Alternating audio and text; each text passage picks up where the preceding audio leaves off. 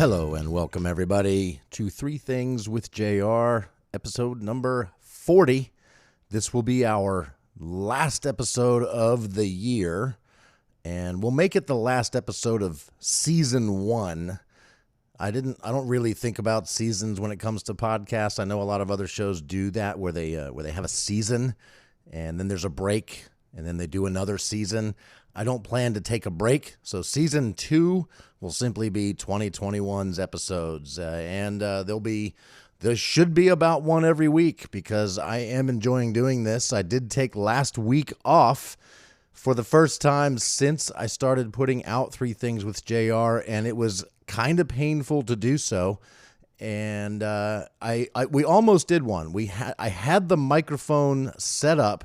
I was in Florida last week, having helped my mother move to Florida, to Sarasota, Florida. And her and my sister and myself were on Siesta Key Beach watching the sunset, and we had well laid out plans to record a podcast about the move to Florida. The wind at the beach had other ideas, though, and it was literally just too noisy. You would have just been hearing the whole time, and it would have been miserable for you, the listener, so I am sparing you. I did spare you the pain of trying to listen to us record a podcast on the beach watching the sunset. Would have been nice. It was a great sunset, a beautiful beach, and I'm so happy my mother is living in Florida where she wants to be in her new condo. That is awesome, and it's just I'm very happy that has all worked out, and the stress of the move is all now a thing of the past. I did drive a 20-foot U-Haul truck full of my mother's stuff, towing a car-carrying trailer, carrying my car, all the way to Florida, and that was not as nerve-wracking as I thought it would be. It was actually a fairly easy drive. Didn't really have any issues or anything like that. Just drove to Florida and got there and unloaded, and it was all fine. So no tickets, no issues, no problems with the trailer or the car or the stuff or anything like that. It was pretty awesome. So we did stop at a Motel 6 on the way down, and we had a room where you could smoke in the hotel room, which was pretty neat. You don't see that very often anymore unless you're in like Las Vegas or something. And we found a Waffle House that was open. So yeah, it was pretty great. It was a great little road trip, and I am happy to be home. If you did listen to the last episode number 39, that one was recorded on a ski lift throughout the day with Kiki and me. Kiki is my girlfriend. She has had yet to make an appearance on the podcast, despite the fact that I record this podcast usually in my bedroom. But she is usually not here because she is microphone shy. She is not a person who wants to be on mic on a show talking to the public. And I try to tell her, just talk to me. Forget the mic. It's just talk to me. And she can't do that. But I sort of roped her in. Didn't really give her a whole lot of choice because we were riding that ski lift all day to get to the top so we could ski back down. And I just kept talking to her. And finally she started talking, and it was great. It was actually one of my top 10 episodes as far as number of people that have listened. I did tag her in the post when I put it on Facebook, which means all of Kiki's friends saw that there was a podcast with her on it. And I think that is the reason we can add 2 more countries to the list of where people are listening to Three Things with JR. So last time, a couple episodes ago, we celebrated the addition of Lithuania. Welcome again, Lithuania people. But we are now adding Canada and Poland, which isn't really surprising. One of Kiki's friends, best friends, Jeff and Andrea Cushing, are our friends. They are from Canada, and they have family there, and they probably are friends with Kiki on Facebook, which means I tagged her in it, and people she knows are in it, and somebody that knows Kiki that's in Canada has listened to the show, and that's pretty cool. And as far as Poland goes, Kiki does have a Polish heritage. She's really we've made pierogies several times. I'm apparently really good at rolling pierogi dough. So she has roped me in to making pierogies, which is a Polish food.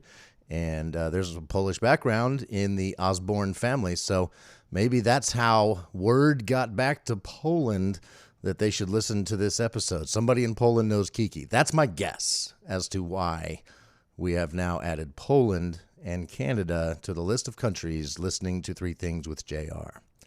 If you have been listening, you might want an update on my dad. As you may know, right around Thanksgiving, a little before, he actually came down with the coronavirus and turned out to be a pretty bad case of it. Got to the point where we thought we might be having our last conversation with him on Thanksgiving morning over the phone. My sister and I hopped in the car, drove out there, saw him, and he actually has been improving pretty much ever since. He left the big hospital, went to a small hospital where he's been doing physical therapy and just sort of, using less and less oxygen to keep his blood oxygen level up and getting to the point where the doctors are willing to let him go. And it looked like he might have had a stroke or two, but they did some CT scans. He did not have a stroke. It's probably the result of some funky medicine that he's on, soon to not be on. It's called dexamethasone, or as people in the horse world call it, just plain Dex, because apparently it's a drug they give horses as well. It's some sort of steroid, if I'm not mistaken, and it takes over some vital bodily functions for you, and it also makes you kind of crazy, makes you see things that aren't there, makes you forget things. It screws with your mind, and that's kind of where Dad's at now, is we hope it's this medication that's just making him a little loopy. And we look forward to this medication going away. He's on less and less of it. He just reduced his dosage down to 1 pill a day. And by the end of this week, he won't even be taking that. So we're hoping to get, we've got him kind of back physically. He's not really even using much oxygen at all anymore. And hopefully, once this medicine is out of his system, he'll be back mentally as well. Because I do kind of miss Dad, it's like the invasion of the body snatchers. It's like there's somebody else in his brain right now, and there's not much he can do about it. And I think there's nobody more frustrated by this than him. So looking forward to talking to my dad again. One last update on the trip to Iowa. We were headed out there in a bit of a hurry, and we were so excited. I was, since I was behind the wheel the entire time, to get all the way to and from Iowa without any issues, no tickets, no wrecks, no nothing, And there was at one point that I was going, I generally was keeping it at 5 miles an hour over the speed limit. If it was 70, I had the cruise control on 75. If it was 65, I would drop it down to 70. And there was one exception to that rule. There was a long stretch of road right around Cedar Rapids, Iowa, where the speed limit had dropped to 60, down to 55. It may or may not have been a work zone, but nobody, there was not many people on the road, but the people that were on the road, nobody slowed down to 55 or anywhere close to it for this work zone, myself included. We just kept on trucking. There was no work actually going on. There was cones out, but it was still 3 or 4 lanes of highway. There was no good reason to slow down other than the sign and the cameras that apparently they have there that I didn't know about. And I got it in the mail today. Actually, I got it yesterday. I paid it today. Notice of automated traffic citation from the Automated Enforcement Program. It is speeding violation. Apparently, I was going 69 miles an hour in a 55 mile per hour zone. They've got beautiful pictures of my car. It is unmistakably my car, and there's plenty of people I've spoken with on the internet that say it wouldn't be hard to fight this ticket to get out of it. They're unconstitutional. They shouldn't be allowed anyway. And rather than try to fight that, which would have involved filling out some forms, could have ultimately involved me going to Iowa to go to court and fight this thing, and or I could just drop $75 and be done with it. Take the hit on the insurance, if there is even a hit. I haven't had a ticket in like 5 or 6 years now, maybe even longer. It's been a while, so maybe it's not even going to be that big. I just paid it. I don't want to deal with whatever it might take to fight it. So I would. I'm kind of bummed that happened, but 2 big long road trips, and that's the worst thing that happened was a $75 speeding camera ticket. Oh well. I can deal with that. So there's some updates. That's what's been going on. I'd like to get into thing number one. And I've mentioned this many times on the show. It's my love of disc golf, but I want to kind of give you a history, why I love disc golf, how long I've been playing some form of disc golf, and where I'm at now and what I did recently on my trip back from Florida.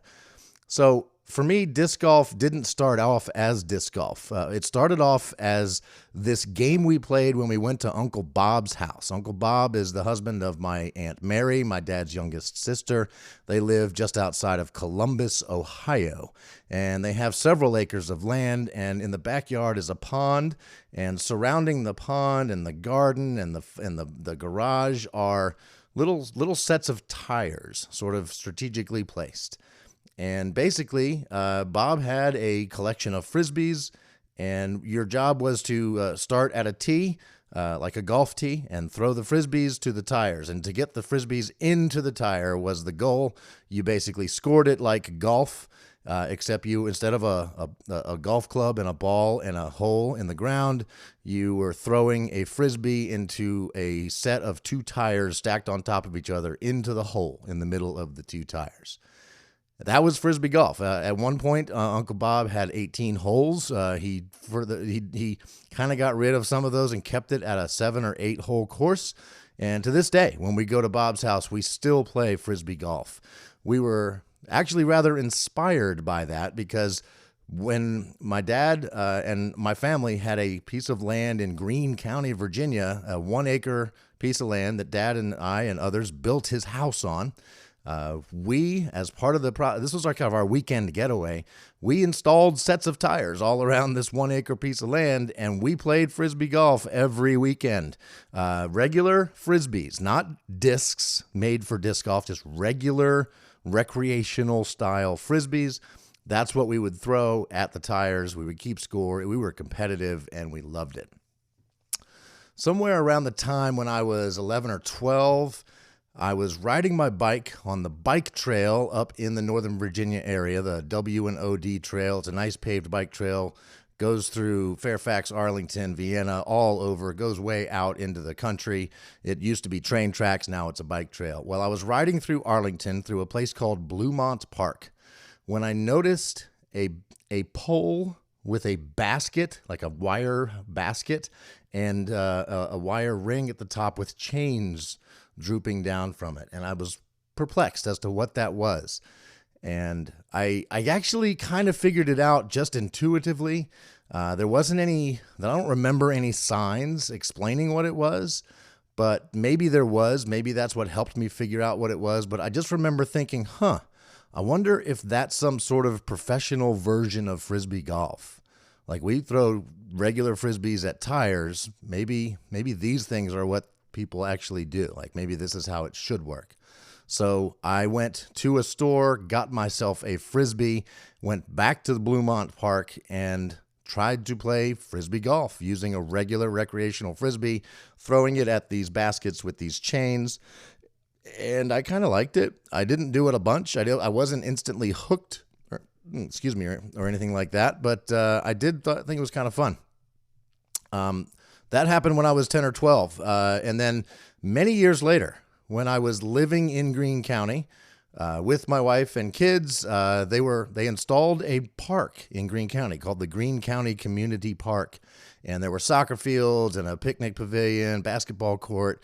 And once again, I noticed those poles with chains and a basket. There was more of them. And I was like, let me check this out. So I showed up on a day when there was people playing it and asked them what was going on. It was called disc golf, not Frisbee golf. They showed me the type of discs that you use. They told me where I could go to buy some. I think they might have even had some that I could use. And I learned about the actual sport of disc golf. And one of my friends, I met him that day. He helped me we played together for years. His name was Mike Purcell, member of the Blue Ridge Disc Golf Club at the time. I became a member. I was all in. It was all I wanted to do every day after work. On the weekends, we went and played tournaments, and it was awesome. I would never say I got I would not say I ever got really good at disc golf. If you compare me to other disc golfers, I'm somewhere in the middle, right there, kind of right in the middle. I could be better if I had all day, every day to do nothing but think about and play disc golf, but I don't. So I play as often as I can, but it's still kind of recreational level. When I compete in tournaments, I compete at the amateur 40 plus division. So I'm competing against people that have similarly aged arms as I do. And I actually have been fairly competitive, and it's been a lot of fun. I played it for a few years there. I helped expand that course at the Greene County Community Park, and just loved it. I sort of fell out of playing disc golf. I got separated. I actually lived even closer to the Greene County Community Park when I left my wife and moved to a different house. I lived literally like a stone's throw from the park. Almost never played it. I was just not into it at the time, but I did start to get back into it. There's a new course in downtown Charlottesville. I was playing that. And I got some more discs. I was getting back into it. A friend from work who's also been playing it for many, many years, Jason Hoyer, he was getting really back into it. We became members of the Professional Disc Golf Association, and where you get a number and you can compare scores, and there's stats and everything. There's an app for keeping score called UDisc. Like, you can really get sort of, socially interactive with the app, with others, with friends. You can have tournaments. I mean, it's a lot of fun. And then he was also like, hey, check this out on YouTube. And come to find out, there's, hundreds of professional disc golfers, and there's many video companies that go around and video their tournaments. And these are now on YouTube. And these are very well produced, 30-minute or so episodes of half of a tournament, like the first 9 holes, the second 9 holes, day 1, day 2. So you could spend a couple hours watching an entire tournament of some of the best disc golfers in the world. These are things like Jomez or Jomez Pro, Central Coast Disc Golf, and many others. And so this year, 2020, almost everything else I do got canceled. I can't sing in the choir. Softball was closed. My band had no gigs. Stand-up comedy almost completely gone, except for some gigs in the summer. So what did I do? I started this podcast, and I basically just got myself 100% addicted to disc golf all over again. I was into it before, but not like anything else in my life this year. That has basically taken over. It's all I want to do after work. Sometimes I'll take long lunch breaks and work later into the evening now that it's dark, getting dark early, so I can still play 3 to 4 times a week plus the weekends, if at all possible. It's kind of all I want to do, because everything else I actually would like to do isn't possible right now. But disc golf can be done safely, socially distanced. You don't need to wear a mask. You can play by yourself or with others. There's no reason to be close to people. It's a safe, fun, physical activity. I can bring Scherzer, my dog. He hangs out with me. He doesn't eat discs or anything. He doesn't chase them, he'd rather chase the foxes and the bunnies and the squirrels around the disc golf course, which is fun for him. But yeah, basically disc golf every day. That's been my year. That, and when I'm not playing it, I'm at home probably watching it on YouTube, because there's so many hours of disc golf to watch on YouTube. It's even this year, partly probably because of the pandemic, now it's been featured on CBS Sports as well as ESPN. The sport of disc golf is growing at a ridiculous rate this year, because so many people are flocking to it as a good outlet, as a safe, COVIDly safe thing to do this year with your family. Like, I'm seeing many fathers and sons are out there, mothers and daughters, full families. And it's just great seeing the sport grow. And watching this disc golf on TV, YouTube is TV now, right? Watching it on TV, I've been like, man, those are some cool courses they're playing. I would love to play those disc golf courses. There's some really epic courses with some neat holes that are unlike anything on these disc golf courses I see here locally. So I started doing some looking around. I was thinking back in the summer I might do a road trip with Scherzer and me where we go camping and play disc golf on some of these epic courses. That wasn't able to happen. Just scheduling didn't make sense. But then my mother needed to move to Florida. And there's courses in Florida, but there's also courses in Georgia, South Carolina, and North Carolina that I have seen featured on YouTube, on Jomez Pro and other disc golf video websites, YouTube channels. And I figured this was the time. This was my opportunity. So on the way back from dropping Mom off in Florida, stayed there a couple days, helped her get all moved in, drove to Jacksonville and played at New World Disc Golf Center, which is 4 different disc golf courses. One of them's dedicated for only disc golf. The other 3 are on a regular golf course where they combine disc golf and regular golf in the same piece of land. So you might have disc golfers playing at the same time as golfers. I played 2 of those courses. Then I drove from there I also got to visit my Uncle John, cousin John, cousin Mary Lou, cousin Kim. Got to see some people, and then went from Jacksonville up into Georgia, right outside of Augusta, Georgia, where I lived when I was 3 weeks old to when I was about 3 years old. Just outside of Augusta, Georgia, in Appling, Georgia, is the International Disc Golf Center with 3 separate courses that have been featured on many different things. That's where they've had some major tournaments. All 3 of these courses are wooded and hard to play. When I got there, the rain was imminent, but we went ahead and started anyway. I played with a couple local dudes, Matt and Jimmy. They showed me around. They kept score on U-Disc, and it was amazing. And it was right on this park. It was in Wildwood Park, which is apparently right there on this lake where my mom used to take me when I was a baby. So there's a picture of me playing in this lake, and then I now have pictures of me playing disc golf at the same lake. Pretty cool. After Georgia, I left and went to South Carolina, to Rock Hill, South Carolina, and I played Winthrop Gold, which is at Winthrop University in Rock Hill, South Carolina. They've got 18 holes that are kind of epic, all around this college sporting complex, around the baseball fields and the Coliseum there, Winthrop Coliseum. And boy, that day sucked because it was cold, it was windy, and it had rained about 3 inches the night before, so everything was sloppy wet. So I did not play very well at Winthrop Gold, but I had a fun time playing those holes that I had seen so many times on TV. And I left from there and drove half an hour up to Charlotte, North Carolina, to Hornets Nest, which is a public park where they have the Disc Golf Pro Tour Championship every year. And I played those 18 holes, which were, again, pretty freaking epic. In fact, that was probably my favorite stop of all, just because I played well. I actually threw the disc well, played good, got a reasonable score, 2 over par, for what it's worth, and had a great time. And that was kind of it. I drove home, and I took a day off, and then I went out and played disc golf on one of my local courses. And along the way, I lost discs on almost all the courses that I played. I also found discs on almost all the courses I played. So the end result was I probably walked away with slightly fewer discs than I gained, but worth it, because I buy discs all the time. Go to Play It Again Sports, you can get yourself some discs, or just come to me. I have them in the trunk of my car. I maybe can sell you some discs too. But so if you're into disc golf like I am, you're probably not. But if you are, talk to me about it. Let's go play sometime. It is fantastic. So there you go. That was thing number 1, and that was epic.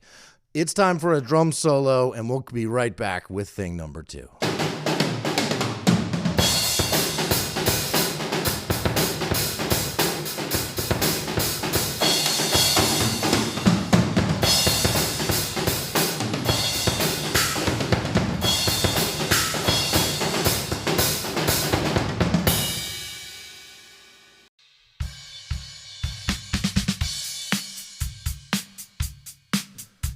And we're back. Drum solo done. Thing number 2 is usually something to do with pop culture. Could be music, could be TV, could be anything like that. And what I am pretty interested in watching right now, besides disc golf, is the show Schitt's Creek. This is, for some of you, you're thinking right now, oh my gosh, I love that show. I've seen the whole series 3 times.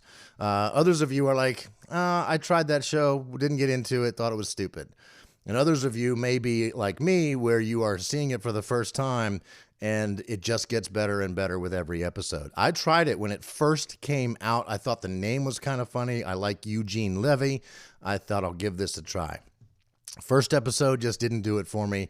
I was done. I gave up on it. My sister, Aubrey, been pitching me on watching that show for ever since, basically, to the point where she was willing to use my username and password on YouTube TV to watch it on her own down in Florida because she had no other way to get Pop TV, which is the channel it was on.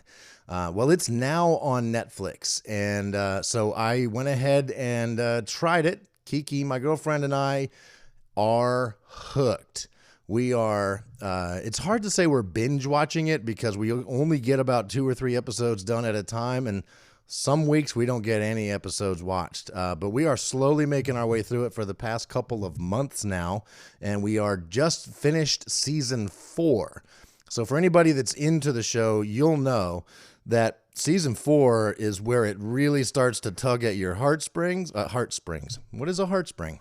No, at your heartstrings. And it, I don't know if Kiki noticed, but in the last 2 episodes of Schitt's Creek, season 4, episodes 12 and 13, I got teary-eyed. I got emotional. It was hitting me hard, and I was not expecting that because the show is absolutely hilarious. I'm not even going to talk about like specifically what it's about and what makes it funny because you really should just discover it on your own. I don't want to spoil any of it or taint it in any way. Just trust me when I tell you it's hilarious, it's moving, and it's fun to watch. So give Schitt's Creek a try. And hopefully we'll get to binge it and finish it here in the next month or 2, because apparently there's a really cool show at the end of it, which gets you behind the scenes. You get to talk to the people that created it, and learn a whole lot about the show. And I'm looking forward, but I don't want to watch that until I've seen the whole thing because that's how it was put out there. So for some of you, yes, I'm late to the party. For some of you, maybe I'm introducing you to the concept of giving Schitt's Creek a try. Either way, I'm on board. Schitt's Creek is fantastic. Thing number 3. This is usually something silly or absurd. This isn't really that silly or absurd, but it is that time of year when I remember that I made a business transaction for a recipe for food. There's a guy at work. His real name is Dave. We call him Sam. He developed a recipe for a dipping sauce. He calls it Sammy's white sauce. That I saw him at a party, at a Super Bowl party one year. And he's like, hey, try this stuff. And I had a chip and I dipped it. And I have been hooked on the taste of Sammy's white sauce ever since. It got to the point where Sam was selling his white sauce. He would make it in a big batch, about 24 pints of it available for sale. And he would do that about once a month. And about once a month, I would buy 3 pints of Sammy's white sauce at $7 a pop. And I would usually finish it before he would make the next batch, and I would be craving more of Sammy's white sauce. He had little labels at one point that he would put on the side of the pint containers that I think accurately describe the taste of Sammy's white sauce. Sammy's white sauce, sweet, creamy, spicy, and dreamy. Yeah, that is correct. It is at the same time. It is sweet. It is also spicy. Kind of hits you in the back of the throat. It is very creamy. It's white. And yeah, I mean, I dream about it. It's dreamy. I want that taste in my mouth all the time. It's the type of sauce where you can dip a chip in it, or a cracker, or some broccoli, or cauliflower, or chopped carrots. But you can also throw it into a recipe. Some fettuccine linguine, fettuccine, linguine. Yeah, throw some Sammy's white sauce in there, and it adds just a little kick to it, a little spice. Throw it in some Mexican food. I just did that tonight, actually, where I put it on. We ordered out from a Mexican place. I got my shrimp chimichanga, and I threw some Sammy's white sauce on it, just enough to add just a little bit more flavor. I loved it. Still love it. And I was really bummed when Sam decided he wasn't really feeling energetic enough to be making Sammy's white sauce anymore. He actually sold his recipe to someone else. I asked him why he didn't sell it to me. He knew I wanted it, and he said, well, this other person's going to make it. They're going to sell it. I've got an exclusive deal with them. You can't buy it from me. You have to buy it from them. So I started buying it from them. And then they got tired of making it, and it was no longer available. I kind of forgot about it, but never really did. Finally, I went to Sam and said, hey, they're no longer making it. What do you think about also selling me that recipe? And he did. So now I have exclusive rights to Sammy's white sauce. I am sworn to secrecy. I cannot give you the recipe. It is not commercially available. If it was, well, I guess I would kind of have to give the recipe. But it's just kind of casually available. If you know me, you might be able to buy some Sammy's white sauce when I make it, if you're aware that I made it. I made 12 pints the other day, planning to give some to my kids who both love it, and away as some belated Christmas presents. But I'll have a couple pints left. So if you know me and you like Sammy's white sauce and you want some, hit me up. We'll figure out some way for you to pay me electronically, and I'll deliver it, contactless delivery. We can, I'm sure, make that happen. But I have some, and if I can't give it all away or sell it, I'm just going to eat it all myself. And frankly, I'm okay with that. I'm personally fine with it. So Sammy's white sauce, that's the story behind it. That is my favorite condiment. I am all about sauce. I want food, like hard food, for the most part, in many ways for me, is just a way to deliver more sauce into my mouth. Wings, yeah, the chicken is important, but not as important as the barbecue sauce or the buffalo sauce or whatever sauce is on the wings. Burgers, it needs to be some barbecue sauce, some mayonnaise, maybe some ketchup, maybe some mustard. Hot dogs, it's mayonnaise and mustard. There's condiments and sauces are more important to me than the food they are on most of the time. I have absolutely devoured, I'll say, half a pint of Sammy's white sauce without having anything to dip into it. In other words, I'll just spoon it into my mouth and basically eat it like it's a bowl of pudding. That's how good it is, people. That's how much I love it. And I have currently 11 and a half pints left, 11 of which are available, some of which are being given away as gifts. The rest I might sell. So if you know about Sammy's white sauce and you want it, hit me up. That's all of it. That's the whole thing. That is episode 40. That is a wrap on 2020. I have thoroughly enjoyed doing Three Things with JR. Welcome to Lithuania, Canada, and Poland. Thanks to all the guests that have been on the show this year, especially my most recent guest, Kiki. I was excited she came on the show, and maybe at some point we can rope her into doing it again. I asked her today, I said, is there any situation where you could see yourself being on the show again? And she, to her credit, she really thought about it before she said, yeah, no, not happening. But we'll see. I consider myself a fairly good salesperson, and maybe I can find a way that it would be in her best interest to be on Three Things with JR. And if we can do that, we might be able to make it happen. So that's it. I'm just rambling now. I have gone through everything I wanted to tell you. I will be back with season 2, episode number 1 in 2021. Have a happy new year. Stay safe. I love you all. Over and out with a drum solo.